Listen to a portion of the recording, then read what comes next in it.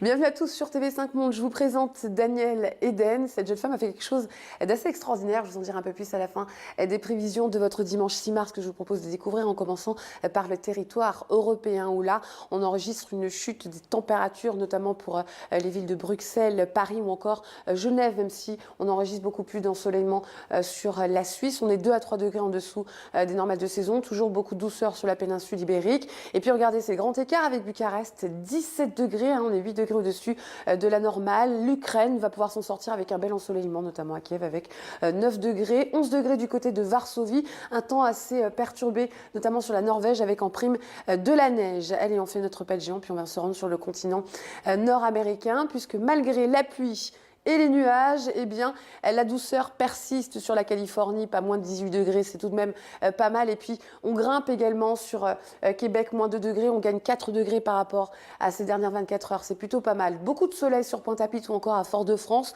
Pour le reste de l'Amérique latine, ces fortes précipitations sont dues à la zone de convergence intertropicale, donc pas de surprise. Alors, pour profiter d'un temps agréable, Antofagasta, Asunción ou encore Porto Alegre seront entre autres les The Place to Be. Et le mercure indiquera quant à lui 20 degrés à Mar del Plata et 11 degrés du côté d'Ushuaia. Pour le berceau de l'humanité, c'est pas terrible non plus, excepté pour Johannesburg ou encore au Cap où on profitera encore d'un temps plutôt bien au sec, à l'instar de Windhoek partout ailleurs. On parlera de moussons africaines avec quelques orages qui vont tonner même sur Lubumbashi.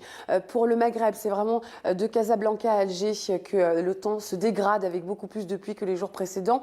Un temps toujours aussi maussade sur Abu Dhabi ou encore du côté de Koweït avec en plus de l'humidité notamment sur Manama. On va retrouver un ciel humide également sur le nord de l'Inde, tandis qu'au sud on profitera d'un bel ensoleillement, excepté à Colombo qui fait l'exception. Beaucoup d'orages de Kuala Lumpur à Surabaya.